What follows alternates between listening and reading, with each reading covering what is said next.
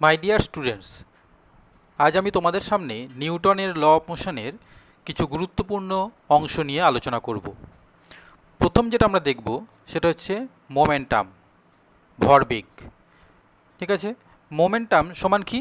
P সমান হচ্ছে MV, অর্থাৎ ভর ইন্টু বেগ। এটা হচ্ছে মোমেন্টাম। তাহলে এর এসআই একক কী হবে? তাহলে ভরের একক আর বেগের একক গুণ করতে হবে। তাহলে ভরের একক হচ্ছে কেজি আর বেগের একক হচ্ছে মিটার পার সেকেন্ড। তাহলে এটা হয়ে গেল কেজি মিটার পার সেকেন্ড। ঠিক আছে, তেমনি সিজিএস এককটা কী হবে? গ্রাম সেন্টিমিটার পার সেকেন্ড। তাহলে যে মাত্রা নির্ণয় করতে চাই, মাত্রার ক্ষেত্রে কী হবে না, ভরের মাত্রা এবং বেগের মাত্রা। ভরের মাত্রা এম আর বেগের মাত্রা হচ্ছে এল টি মাইনাস ওয়ান। তাহলে এম এল টি মাইনাস ওয়ান, এটা হচ্ছে আমাদের ভরবেগের মাত্রা। ঠিক আছে, নেক্সট আমরা দেখব নিউটনের সেকেন্ড ল অফ মোশনের গাণিতিক রূপটা কি হয়। আমরা দ্বিতীয় সূত্র থেকে জানি যে প্রযুক্ত বল হচ্ছে ভরবেগের পরিবর্তনের হার। তাহলে আমরা কি লিখতে পারি না, এফ সমান হচ্ছে ডিপি বাই ডিটি, অর্থাৎ ভরবেগের পরিবর্তনের হার সমানই হচ্ছে বল। এবার পি এর জায়গায় আমরা কি বলতে পারি? এমভি। তাহলে ডিডিটি অফ এমভি। এবার যদি আমরা ডেরিভেটিভ করি তাহলে কি হবে? তাহলে এফ সমান পাচ্ছি আমরা M dv by dt plus V dm by dt. ঠিক আছে, তাহলে এটা হচ্ছে গাণিতিক রূপ নিউটনের সেকেন্ড লয়। এখন এই সূত্র থেকে আমরা দেখতে পাচ্ছি যদি এম ধ্রুবক হয়, এম ধ্রুবক হলে পরে আমরা কি বলতে পারি না, ডিএম বাই ডিটি সমান জিরো। তো ডিএম বাই ডিটি যদি জিরো হয়ে যায় তাহলে এফ সমান কি লিখতে পারি? M dv by dt. তারপর ডিভি বাই ডিটি মানে হচ্ছে কি? ত্বরণ, বেগের পরিবর্তনের হার। তাহলে এখানটা যদি এ বসাই তাহলে কি পেয়ে গেলাম আমরা? এফ সমান এম এ। এফ সমান এম এ। ঠিক আছে, আবার ভি যদি ধ্রুবক হয়, ভি ধ্রুবক হলে ডিভি বাই ডিটি সমান জিরো। তাহলে ডিভি বাই ডিটি যদি জিরো হয় তাহলে এফ সমান কি পাচ্ছি আমরা? V dm by dt. তাহলে এফ সমান হচ্ছে ভি ডিএম বাই ডিটি। ঠিক আছে, এই সূত্রটা আমরা কোথায় অ্যাপ্লাই করি? এটা সাধারণত রকেটের গতি বা চলন্ত বেল্টের গতি, যেখানে চলন্ত বেল্টের ওপর কোনো বালি বা পাথর পড়ছে, সেক্ষেত্রে আমরা এই সূত্রটা অ্যাপ্লাই করে থাকি। ঠিক আছে, নেক্সট হচ্ছে ইম্পালস বা ঘাত, যেটাকে বলি আমরা। এটাকে কীভাবে প্রকাশ করা হয় না, আই সমান integration T one to T two F dt. ঘাত হচ্ছে কি? ঘাত হচ্ছে ভরবেগের পরিবর্তন, force into time, force into time বা ভরবেগের পরিবর্তন। ঠিক আছে, তাহলে আমরা এখানে তাহলে integration T one to T two F dt সমান integration T one to T two, তাহলে এফের জায়গায় আমরা লিখতে পারি dp by dt into dt. তাহলে ডিটি ডিটি কেটে গেল, তাহলে কী পড়ে থাকলো?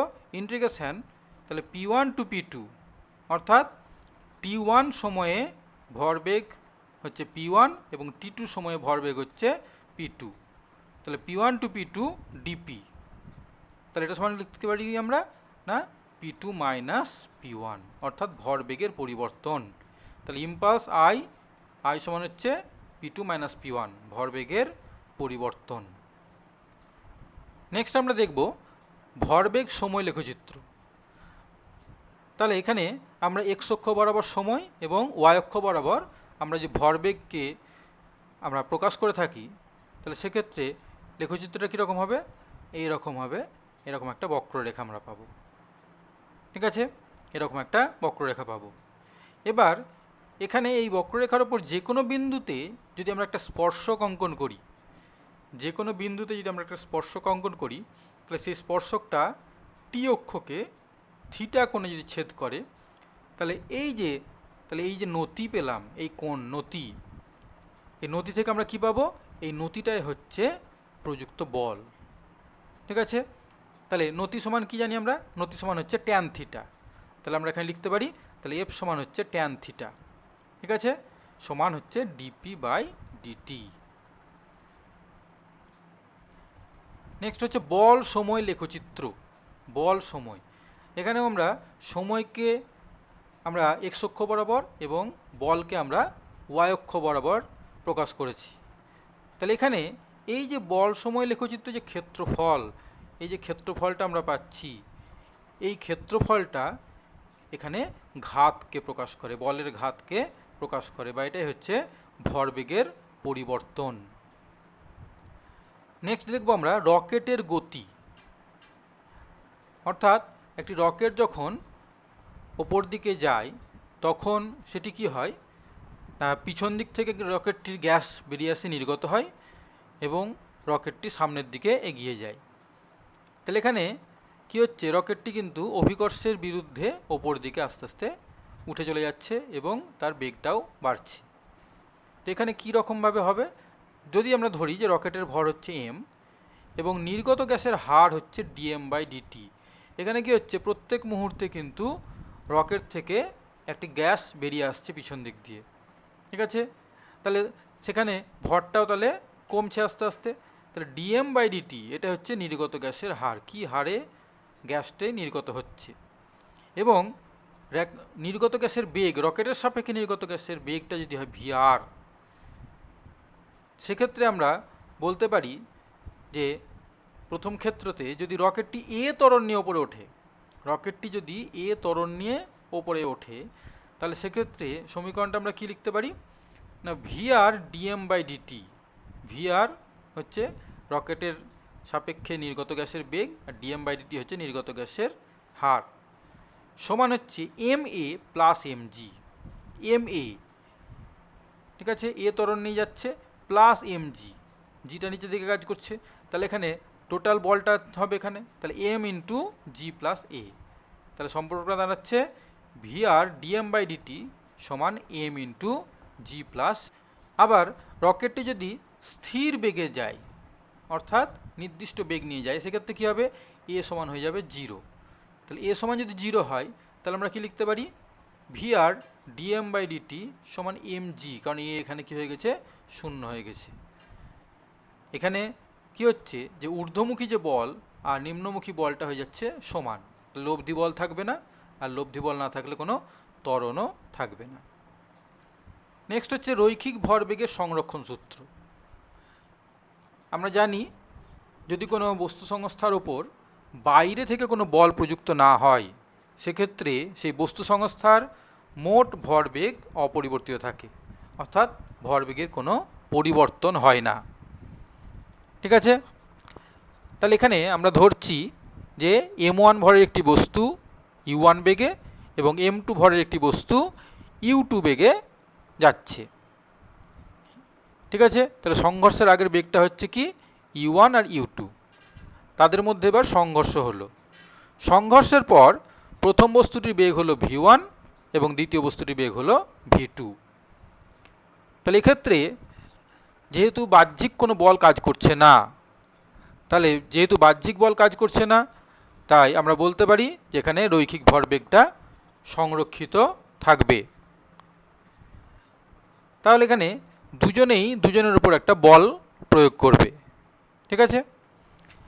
তাহলে আমরা ধরি যে F12 কি না, প্রথম বস্তুর ভরবেগের পরিবর্তনের হার, প্রথম বস্তুর ওপর দ্বিতীয় বস্তুর দ্বারা প্রযুক্ত বল, তাহলে ভরবেগের পরিবর্তনের হার, তাহলে কি হবে, m1 v1 minus m1 u1 by টি।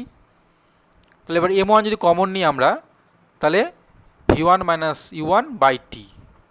তাহলে এটা হলো আমাদের প্রথম বস্তুর ওপর যে প্রযুক্ত বল সেটা।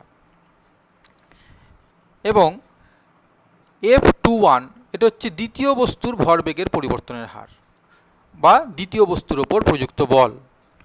তাহলে এটা সমান কি লিখতে পারি আমরা, m2 v2 minus m2 u2 by T. তাহলে এখানেও m2 যদি কমন নিই আমরা, তাহলে v2 minus u2 by T. এবার নিউটনের তৃতীয় সূত্র থেকে আমরা কি লিখতে পারি না, F12 সমান হচ্ছে মাইনাস F21। তাহলে এবার মান যদি বসিয়ে দিই আমরা, F12 জায়গাতে m1 into v1 minus u1 by T, আর F21 এর জায়গায় যদি বসাই আমরা m2 into v2 minus u2 by T. তাহলে এখানে যদি আমরা এবার ক্যালকুলেশন করি, ক্যালকুলেশন করলে কি আসবে না m1u1 প্লাস m2u2 সমান m1v1 প্লাস m2v2, অর্থাৎ সংঘর্ষের আগে মোট ভরবেগ সমান সংঘর্ষের পর মোট ভরবেগ। ঠিক আছে, এবার আমরা একটি বিশেষ ক্ষেত্র দেখব, সেটা হচ্ছে দেওয়াল ও বলের সংঘর্ষ। আমরা যদি একটি বলকে দেওয়ালে আঘাত করি, দেওয়ালের তলের সঙ্গে লম্ব দিকের সঙ্গে যদি থিটা কোণে বলটি গিয়ে আঘাত করে, তলের সঙ্গে লম্ব তার সঙ্গে থিটা কোণে যদি বলটি গিয়ে আঘাত করে, তাহলে কি হবে, বলটি আবার প্রতিফলিত হয়ে ফিরে আসবে। তো সেক্ষেত্রে ভরবেগের পরিবর্তনটা কেমন হবে সেটা আমরা দেখব। মনে করছি যে এম ভরের একটি বস্তুকে ইউ বেগে ছোড়া হয়েছে, ঠিক আছে, তলের সঙ্গে যে লম্ব তার সঙ্গে থিটা কোণে। তাহলে থিটা কোণে এসে আপতিত হলো, তা থিটা কোণে এসে পড়লো, দিয়ে আবার থিটা কোণ করে আবার বেরিয়ে গেল লম্বের সঙ্গে। তাহলে এখানে এই যে আপতিত যে বল, এর যেহেতু এটি একটি ভেক্টর রাশি, তাহলে তার আমরা দুটো উপাংশ বিভাজন করে নিতে পারি। তাহলে একটি হলো এই অভিমুখে, এটা হয়ে গেল কস থিটা উপাংশ, এটা থিটা যেহেতু, আর এটা হচ্ছে সাইন থিটা উপাংশ, এটা হচ্ছে নিচের দিকে। এবার যখন ধাক্কা লেগে ফিরে যাচ্ছি, তখন কস থিটা উপাংশটা পাচ্ছি কোন দিকে, এই দিকে, বাম দিকে হয়ে গেল। ঠিক আছে, আর এটা কোন দিকে, এটা হচ্ছে নিচের দিকে। তাহলে দেখো, যখন প্রাথমিকভাবে আসছে এম ইউ কস থিটার ডান দিকে আছে, এক্স অক্ষের ধনাত্মক দিকে, তাহলে এটা ধনাত্মক। এটা কি ওয়াই অক্ষের ঋণাত্মক দিকে, তাই ঋণাত্মক। এটাও ওয়াই অক্ষের ঋণাত্মক দিকে, তাই এটাও আমরা পাচ্ছি ঋণাত্মক। এবং এটাও এক্স অক্ষের ঋণাত্মক দিকে যাচ্ছে, তাই এটা ঋণাত্মক। তাহলে এখানে এইটা যদি আমরা সাইন উপাংশ দুটো দেখি, সাইন উপাংশ দুটো যেদিকে ছিল মান সেই দিকেই থাকছে, তাহলে আমরা বলতে পারি এই অভিমুখে অর্থাৎ ওয়াই অক্ষ বরাবর ভরবেগের কোনো পরিবর্তন হয়নি, বা উল্লম্ব রেখা বরাবর এক্ষেত্রে ভরবেগের কোনো পরিবর্তন হয়নি। পরিবর্তন হয়েছে কোথায়, অনুভূমিক রেখা বরাবর। তাহলে প্রাথমিক ভরবেগটা ছিল কত, এম ইউ কস থিটা, অন্তিমটা কত হলো, minus M U cos theta. ঠিক আছে, তাহলে ভরবেগের পরিবর্তন যদি আমরা দেখি, ভরবেগের পরিবর্তন সমান কী যাচ্ছে, এইটা পুরোটা মাইনাস সেটা, তাহলে এখানে সাইন থিটাটা কেটে যাচ্ছে, কী পড়ে থাকছে, minus 2mu cos theta I cap. ঠিক আছে, যেহেতু এটা এক্স অক্ষের ঋণাত্মক দিকে, সেই জন্য এখানে মাইনাসটা আসছে। আমরা যদি শুধু ম্যাগনিচিউডটা নিই, ম্যাগনিচিউড নিলে আমরা কী পাবো, 2mu cos থিটা। ঠিক আছে, তার ডেল পি ভরবেগের পরিবর্তন, তার ম্যাগনিচিউডটা হচ্ছে 2mu cos থিটা। ঠিক আছে, অর্থাৎ আমরা বলতে পারি এখানে যে ভরবেগের পরিবর্তন হয় কেবলমাত্র তলের সঙ্গে লম্ব দিকে, তল বরাবর ভরবেগের কোনো পরিবর্তন হয় না। নেক্সট আমরা দেখব ফোর্সেস ইন ইকুইলিব্রিয়াম, অর্থাৎ সাম্য অবস্থা, যে ফোর্সের দ্বারা যে সাম্য অবস্থা তৈরি হয় সে সাম্য অবস্থাটা। এখানে আমরা একটি সূত্র পাবো বা একটা থিওরেম, ল্যামিস থিওরেম। ল্যামিস থিওরেমটা কি না, এখানে তিনটি বলের সাম্যাবস্থা যদি তৈরি হয়, তাহলে সেখানে আমরা ল্যামিস থিওরেমটা অ্যাপ্লাই করতে পারবো। কীরকমভাবে না, যদি তিনটি বলের ক্রিয়া একটি বস্তু সাম্যাবস্থায় থাকে, তাহলে প্রতিটি বল এবং অপর বল দুটির মধ্যবর্তী কোণের সাইনের অনুপাত হয় ধ্রুবক। এটা হচ্ছে ল্যামিস থিওরেম। যদি তিনটি বলের ক্রিয়া একটি বস্তু সাম্যাবস্থায় থাকে, তবে প্রতিটি বল এবং অপর বল দুটির মধ্যবর্তী কোণের সাইনের অনুপাত ধ্রুবক হয়। ঠিক আছে, তাহলে আমরা যদি ধরে নিই যে এখানে F1 F2 এবং F3 তিনটি বল একটি বস্তুর ওপর প্রযুক্ত হচ্ছে। এখানে দেখো F2 এবং F3 এর মধ্যবর্তী কোণ হচ্ছে আলফা, F1 F2 এর মধ্যবর্তী কোণ হচ্ছে গামা, আর F1 F3 এর মধ্যবর্তী কোণ হচ্ছে বিটা। ঠিক আছে, তাহলে কী হবে এখানে না, F1 বাই অপর বল দুটোর মধ্যবর্তী কোণের সাইন, তাহলে এটা কি সাইন আলফা, তাহলে F1 বাই সাইন আলফা সমান হবে, তাহলে F2 তার বিপরীত কোণ কত বিটা, আর F3 বিপরীত কোণ হচ্ছে গামা, তাহলে F1 বাই সাইন আলফা সমান F2 বাই সাইন বিটা সমান F3 বাই সাইন গামা। ঠিক আছে, তাহলে এইটাই হচ্ছে ল্যামিস থিওরেম।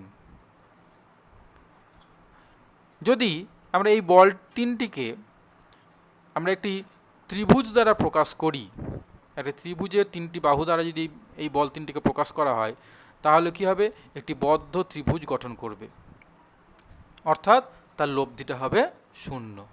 ঠিক আছে, তাহলে এক্ষেত্রেও আমরা বলতে পারি তাহলে কি না, F1 plus F2 plus F3 সমান 0। ঠিক আছে, F1 plus F2 plus F3 সমান 0, অর্থাৎ লব্ধি 0।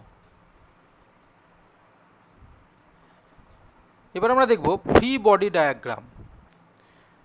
ফ্রি বডি ডায়াগ্রামটা কি? এটি একটি এমন একটি ডায়াগ্রাম যেখানে প্রত্যেকটি বস্তুর ওপর যে এক্সটার্নাল যে ফোর্সগুলো কাজ করছে সেগুলোকে দেখানো হয়। যে কোনো বস্তুর ওপর এক্সটার্নাল যত রকমের বল তার উপর কাজ করছে সেগুলো সবগুলো এখানে দেখানো হয়, সেটাকে বলা হচ্ছে ফ্রি বডি ডায়াগ্রাম। একটি উদাহরণ দিই, উদাহরণের সাহায্যে একটু যদি বোঝা যায়, একটি গাড়ির ছাদ থেকে m ভরের একটি বস্তু একটি সুতোর সাহায্যে ঝুলছে। গাড়িটি a ত্বরণ সহ চললে বস্তুটি কত কোণে হেলে থাকবে? তাহলে এই যে প্রশ্নটা, এই প্রশ্নটার সমাধান কিন্তু আমরা দুভাবে করতে পারি। এক নম্বর হচ্ছে জড়ত্বীয় নির্দেশতন্ত্রের সাপেক্ষে, অর্থাৎ ভূমির সাপেক্ষে। এক্ষেত্রে ভূমিটা হচ্ছে জড়ত্বীয় নির্দেশতন্ত্র, এবং গাড়িটা যেহেতু ত্বরণ নিয়ে চলছে, গাড়িটা কিন্তু অজড়ত্বীয় নির্দেশতন্ত্র। তাহলে একবার গাড়ির সাপেক্ষেও হিসাব করে করতে পারি, বা আমরা ভূমির সাপেক্ষেও হিসাব করে করতে পারি। দুক্ষেত্রেই কিন্তু রেজাল্টটা একই আসবে। দেখো, এটা মনে করো একটি গাড়ি এ ত্বরণ নিয়ে যাচ্ছে এদিকে, এখান থেকে গাড়ির ছাদ থেকে একটি বস্তু ঝুলছিল। তাহলে কি হবে, এই বস্তুটার উপর এই দিকে একটা বল কাজ করবে। ঠিক আছে, এর ফলে এ কী হয়ে গেছে, সরে গেছে এদিকে। তাহলে এই যে কোণ তৈরি করেছে, একটা কোণ তৈরি করে এদিকে সরে গেছে। তাহলে এই অবস্থায় যদি আমরা হিসাবটা করি, ছবিটাকে আমরা আঁকি ভূমির সাপেক্ষে, তাহলে কী হবে, ভূমির সাপেক্ষে আঁকলে কী হবে, তাহলে এই দিকে যেহেতু আছে, তাহলে এই দিকে একটা টান কাজ করছে ছাদের সঙ্গে, আর নিচের দিকে কাজ করছে ওজন। এই দুটো বল কাজ করছে বস্তুটার ওপর। ঠিক আছে, আর কোনো বল কিন্তু এখানে নেই, যেহেতু আমরা এখানে ভূমির সাপেক্ষে হিসাব করছি। এবার এই টিটাকে আমরা দুটো উপাংশে বিভাজিত করে নিলাম, একটা হচ্ছে টি সাইন থিটা উপাংশ, আর এটা হচ্ছে টি কস থিটা। এইটা থিটা, এটা যদি থিটা হয় তাহলে এটাও থিটা, আর এদিকে এ ত্বরণ নিয়ে যাচ্ছে। তাহলে এক্ষেত্রে আমরা বলতে পারি টি সাইন থিটা সমান হচ্ছে M A, R T cos theta সমান হচ্ছে এম জি। ঠিক আছে, এবার যদি আমরা এখান থেকে একটু সমাধান করি, তাহলে কি পেয়ে যাব না, ট্যান থিটা সমান হচ্ছে এ বাই জি। ঠিক আছে, 1/2 যদি করে দিই, তাহলে এখানে টি কেটে গেল, এখানে এম কেটে গেল, তাহলে থিটা সমান কি পাচ্ছি আমরা, ট্যান ইনভার্স এ বাই জি। আবার যদি আমরা অজড়ত্বীয় নির্দেশতন্ত্র অর্থাৎ গাড়ির সাপেক্ষে হিসাব করি, তাহলে কীরকম দাঁড়াবে ছবিটা, যেহেতু গাড়ির সাপেক্ষে তাহলে অজড়ত্বীয় নির্দেশতন্ত্র, তাহলে কী হবে, একটি অলিক বল কাজ করবে এখানে। ঠিক আছে, এখানে এই দিকে যেহেতু ত্বরণের বিপরীত দিকে, এই দিকে যেহেতু ত্বরণ, ঠিক আছে, তাহলে এখানেও আমরা টিটাকে ভেঙে নিচ্ছি, টি কস থিটা, আর এদিকে হচ্ছে টি সাইন থিটা। তাহলে টি কস থিটা সমান এম জি, আর টি সাইন থিটা সমান হচ্ছে দেখো এম এ, কারণ অলিক বল সমান কি এম এ, আমরা জানি এফ পি সমান হচ্ছে এম এ, এটা হচ্ছে কি, এটা হচ্ছে অলিক বল। তাহলে এখানেও আমরা দেখো একই সমীকরণ পেয়ে যাচ্ছি, টি সাইন থিটা সমান M A, R T cos theta সমান হচ্ছে এম জি। তাহলে এখান থেকেও আমাদের যে রেজাল্ট্যান্ট আসছে সেটা কিন্তু একই আসছে, থিটা সমান ট্যান ইনভার্স এ বাই জি। ঠিক আছে, নেক্সট আমরা দেখব motion of bodies in contact, অর্থাৎ যদি একাধিক বস্তু পরস্পর সংস্পর্শে থাকে, সেই অবস্থায় যে বলগুলো কাজ করবে সেগুলো কীরকম হবে। তাহলে এখানে মনে করছি যে M1 M2 এর M3 তিনটি বস্তু পরস্পর সংস্পর্শে আছে। এবার একটি বল এফ প্রয়োগ করা হলো। তার ফলে কী হবে, সমস্ত বস্তুর একটি ত্বরণ হবে, ত্বরণটা হচ্ছে এ। এবার এখানে এই যে M1 আর M2 এর সংযোগস্থলে কী হবে, একটা ক্রিয়া প্রতিক্রিয়া কাজ করবে, একটা ফোর্স কাজ করবে। আবার এখানে একই রকমভাবে M2 আর এবং M3 সংযোগস্থলেও একটি ক্রিয়া প্রতিক্রিয়া বা একটি বল কাজ করবে। ঠিক আছে, তাহলে এই প্রত্যেকটার বল এবং এই সংস্পর্শ তলের বলগুলো আমরা কিভাবে পাব? প্রথম কাজ হবে, আমরা কি করব, পুরো সংস্থার ত্বরণটা নির্ণয় করব। তাহলে সংস্থার ত্বরণ কি হবে না, ফোর্স বাই মোট যে ভর সেটা। তাহলে এ সমান কি পাচ্ছি আমরা, এ সমান পাচ্ছি F by M1 plus M2 plus M3। এটা হচ্ছে সমস্ত বস্তুর ত্বরণ এবং প্রত্যেকটা বস্তু এই ত্বরণ নিয়েই যাবে। তাহলে যদি ত্বরণ আমরা পেয়ে যাই, তাহলে প্রত্যেকটা বস্তুর ওপর এককভাবে কতটা বল কাজ করছে সেটা আমরা নির্ণয় করতে পারবো খুব সহজেই। তাহলে M1 বস্তুর ওপর, তাহলে প্রত্যেকটা বস্তুর ভর দিয়ে যদি আমরা এই ত্বরণকে গুণ করি, তাহলেই আমরা পেয়ে যাব যে প্রত্যেকটা বস্তুর ওপর কতটা বল কাজ করছে। তাহলে M1 বস্তুর উপর বল কত হবে না, M1A, M2 বস্তুর উপর M2A, আর M3 বস্তুর উপর হবে M3A। ঠিক আছে, তাহলে M3 বস্তুর উপর M3A। এখানে যদি আমরা এর মানটা বসিয়ে দিই, এর মানটা বসালে পরেই আমরা পেয়ে যাব প্রত্যেকটা বস্তুর উপর ক্রিয়াশীল বলটা কত। এবার দেখব আমরা M1 ও M2 এর সংযোগস্থলে ক্রিয়া প্রতিক্রিয়া যেটা N1, সেটা কি হবে। তাহলে আমাদেরকে একটু ছবিটা দেখতে হবে। দেখো, এখানে আমরা যেটা দেখব সেটা হচ্ছে এই যে সংযোগস্থল, এই সংযোগস্থলটা কার কার ওপর বল প্রয়োগ করছে, কার ওপর বল প্রয়োগ করছে, M2 এর উপর বল প্রয়োগ করছে আর M3 এর ওপর বল প্রয়োগ করছে। অর্থাৎ M2 এবং M3 এর ওপর যে মোট বল কাজ করছে সেইটা কাজ করছে এই তলের ওপর। ঠিক আছে, তাহলে আমরা কি বলতে পারি এখানে, তাহলে N1 সমান M2 প্লাস M3 ইন্টু এ, অর্থাৎ M2 এবং M3 এর যে মিলিত মোট বল সেটাই কাজ করবে সেই তলে। আবার M2 M3 এর ক্ষেত্রে যদি দেখি আমরা, তাহলে এই তলটা কাকে ঠেলছে বা কাকে বল প্রয়োগ করছে না, M3 কে বল প্রয়োগ করছে শুধু। তাহলে এই তলে বলটা কত হবে, বলটা হবে এই M3 এর ওপর যেটা বল, তাহলে কি হবে সেটা M3A। ঠিক আছে, তাহলে N2 সমান হয়ে গেল M3A আর N1 সমান হয়ে গেল M2 plus M3 into A। কিন্তু এখন যদি দেখি যে F বল যেটা প্রযুক্ত হচ্ছে সেটা M1 এর দিক থেকে না হয়ে যদি M3 এর দিক থেকে হতো, সেক্ষেত্রে কি হতো, সেক্ষেত্রে কিন্তু মানটা কি হতো না। সেক্ষেত্রে N1টা কি পেতাম, সেক্ষেত্রে যে N1 যে তলটা, সেই তলটা কাকে বল প্রয়োগ করতো, সেটা বল প্রয়োগ করতো M1কে। ঠিক আছে, দেখো যদি আমরা দেখি, তাহলে এদিক থেকে যদি বল প্রয়োগ হয়, যদি আমরা এদিক থেকে F বল প্রয়োগ করি, তাহলে সেক্ষেত্রে কি হবে, এই তলটা M1 এবং M2 এর যে সংযোগস্থল সেটা কোন দিকে কাকে বল প্রয়োগ করবে না, M1কে বল প্রয়োগ করবে। আর M2 আর M3 এর যে সংযোগস্থল সেটা কাকে বল প্রয়োগ করবে, M1 প্লাস M2, এই দুজনকে বল প্রয়োগ করবে। তাহলে সেক্ষেত্রে N1 সমান কী হবে, N1 সমান হবে M1 ইন্টু A এবং N2 কী হবে, M1 plus M2 into A। অর্থাৎ M1 এবং M2 উভয়ের ওপর যে বল কাজ করছে সেইটা কাজ করবে এই তলে। ঠিক আছে, তাহলে N1 সমান পাচ্ছি আমরা M1A এবং N2 সমান কী পাচ্ছি, M1 plus M2 into A। এখানে আমরা এর মান বসিয়ে দিই, তাহলেই আমরা পেয়ে যাব যে কতটা ক্রিয়া প্রতিক্রিয়া কাজ করছে। নেক্সট যেটা আমরা দেখব সেটা হচ্ছে যে motion of bodies connected through strings. অর্থাৎ যদি আমরা তার দিয়ে বা সুতো দিয়ে বস্তুগুলিকে একসঙ্গে বেঁধে দিই, সেক্ষেত্রে কেমন হবে। দেখো, একই রকমভাবে আমরা M1, M2 আর M1, M2 এবং M3 বস্তু তিনটিকে আমরা সুতো দিয়ে বেঁধেছি, দিয়ে এই দিকে আমরা বল প্রয়োগ করছি F বল। তাহলে কী হবে, বস্তুটির এদিকে ত্বরণ পাবো আমরা একটা। তাহলে এই যে এদিকে সমস্ত বস্তুর ত্বরণটা কী হবে, সমান হবে। তাহলে এখানেও আমরা একই রকমভাবে ত্বরণটা বার করে নিতে পারি। তাহলে এ সমান কী হয়ে গেল, এ সমান হচ্ছে F/m1 + m2 + m3।